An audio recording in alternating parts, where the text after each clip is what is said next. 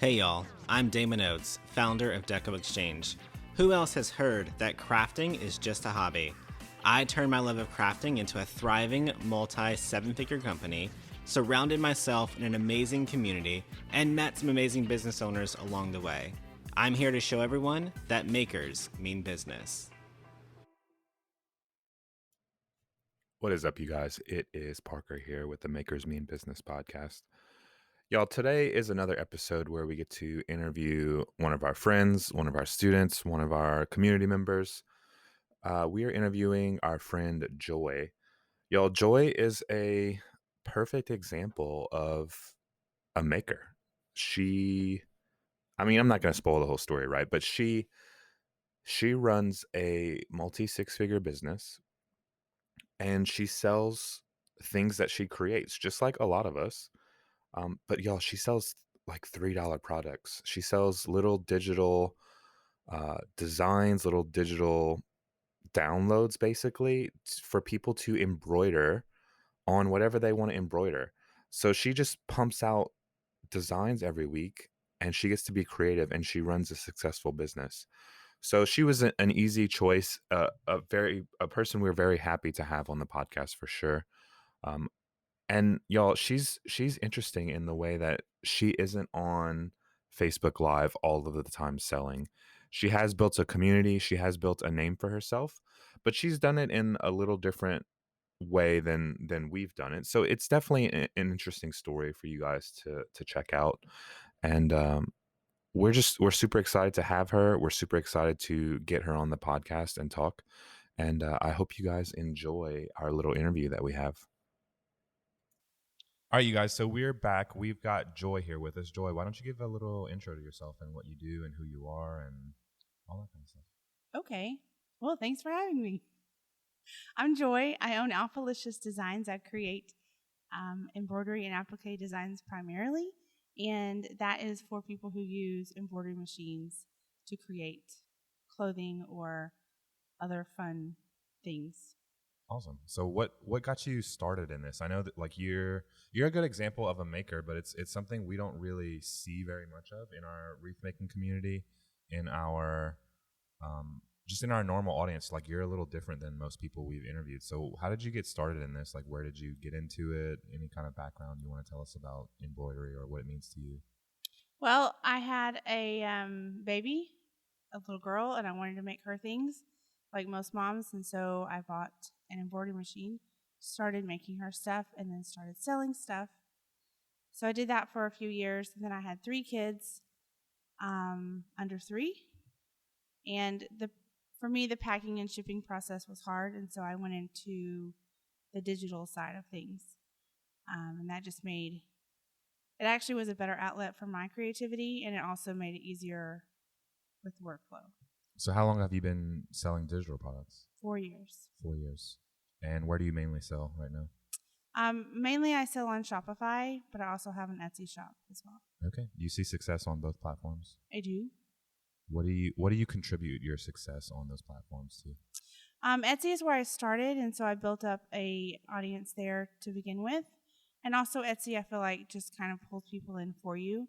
Mm-hmm. Just it's natural Yeah. cycle. Shopify, I have a large group that I built, and so I am able to push people from Facebook mostly over to my Shopify store. Okay. So you drive your own traffic to your Shopify store? Yes. Yeah.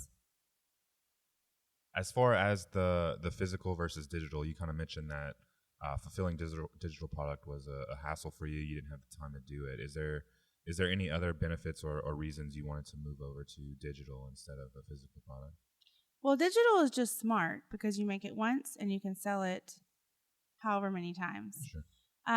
So for me, it was a way, well, that reason, but also it allowed me to connect with my community differently. I wasn't connecting as a competitor. I was connecting as a digitizer. And so I was able to, I feel like make a bigger difference in my own community than I could have if I were making things. So that was part of my goal as well. Do you feel comfortable sharing what kind of success you have on Shopify or Etsy with our listeners, just to give them an idea of what's possible when you start selling online? Sure, because nobody really thinks you can do a whole lot with $1.50 to $4 designs, but I'm able to pretty much maintain a 6-figure business selling that. I'm not shipping anything. Sure. Just- And you're using your creativity. You're actually the one making these designs. You draw them. You Yes. do all of the things with them. I don't draw just naturally, but I taught myself to draw with my software, and so I do draw most of my designs out and create them so they're original to me. And I think if you can create a unique and quality product, digital selling is a no-brainer. Sure. As far as like your journey over the last few years, do you have any kind of maybe big lessons that you learned, or maybe some tips for someone who maybe they're selling physical product and they're thinking about a digital product, or maybe they're trying to sell digital products now? Is there something you want to share with them? Maybe something that really a light bulb moment for you, or something that was just really a milestone or a light bulb moment for you? I think for me the biggest thing is take the time to make it quality, and take the time to educate yourself on how to make the product and also how to run the business. So it's super easy to start your business and build it really fast, but not necessarily do it right. Yeah. And then you have nothing to stand on. What kind of stuff do you do to kind of help yourself or your business grow? I did. I've joined a couple of business groups, coaching groups. I'm in Damon's coaching group. I mean, obviously in the mastermind, but I've also joined a few others. But I started that early because I did not know how to really grow a business and scale it like that. And so it just helped me to do that. But like taking that time to invest in yourself and invest in building your business the right way is how you do this long term. So the mastermind for me, everything that we talk about is not necessarily something I can do right away, but it's something that I can tuck away for later. Sure. And just learn from. Did you utilize any free resources before you started like paying for content, or did you just jump straight into finding paid tutorials and coaches and that kind of stuff? Oh yeah, I definitely did Pinterest, YouTube. I looked on Google for sure, like how to just set things up, and like how to set my website up properly, how to get a listing where it's the SEO and all that kind of stuff. So I did do that for a while. I mean, the last thing, Joy. Well, I have two things. First thing, where can people find you, or your social media, or your products that you sell, or anything like that? Maybe just a quick little overview of the kind of products that you sell one more time, just for anyone listening that might be interested in embroidery, or maybe they dabble in embroidery. Okay, well, my website is alphaliciousdesigns.com, and I've got about 3,500 designs on there to choose from. I'm on Etsy under Alphalicious Applique because that's what was available. Sure. And Facebook, I have a group. It's Alphalicious Designs Club, so you can join that as well. Oh, so you guys, for all of you guys listening, we'll also link all of these directly in the show notes, so you'll be able to just click on those links instead of trying to spell all that out and find everything. So definitely check the show notes out if you're interested in any of her stuff. But as far as the designs you make, like what are the main purposes? Like you've talked about embroidery. So you buy a digital design, I can go and actually get that embroidered on something, but you sell them as like SVG files or things like that, correct? Yeah, I do. I have applique, embroidery, SVG, and some printables. So printables will be used for sublimation and like heat HTV transfers. Sure. To press, and then SVGs are for your silhouette and Cricut. Or if you have a bigger plotter. But yeah, so all of those are on there. I primarily have applique and embroidery, but I'm trying to add more of the others to match so you can get the same design forwards. So you guys, not only is Joy kind of an inspiration and a good example of how you can, turn your passion or your creativity into a business, but she's also a very good resource if you want to, make your own designs or make signs or custom cutout wood cutouts. Like all of the files that she sells, they can be potentially turned into a physical product that you could then in turn sell. So that's just something to keep in mind as well. If you guys are sign makers, if you're making baby clothes, if you heat press t-shirts or any of that kind of stuff. So definitely check her out, you guys, Alphalicious Designs.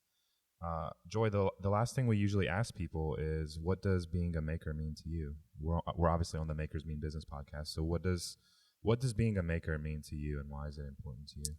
For me, I mean, it's personal and business. I get to have the freedom to be home with my kids and, take them to school, pick them up from school, or be home when they get there.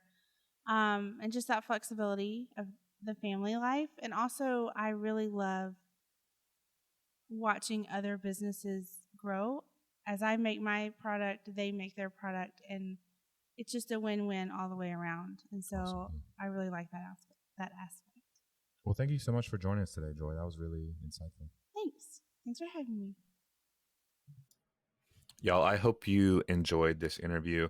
I hope you guys have been enjoying the podcast, honestly. I think we just crossed 30 episodes, which is a pretty big milestone for us, honestly. And it's exciting. And I know we've done a good mixture of, you know, us teaching you things and then us interviewing other people and them talking about their journey and some of them even teaching you things too. So I've really enjoyed spotlighting other people in the community. I've really enjoyed teaching you guys through the podcast, and I hope you guys have enjoyed it as much as I have.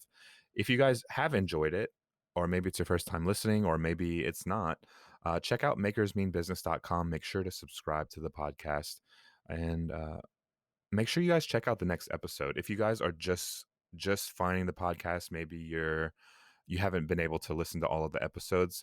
Next episode, I'm going to be doing a roundup of the last, I think it's 31, but we'll say 30, the last 30 episodes from start to finish, and just giving a quick idea of what we talked about, who we talked with, and it'll let you know if you need to go back or maybe there's something that piques your interest. So I will catch you guys next time, and I'll see y'all later. Bye, y'all.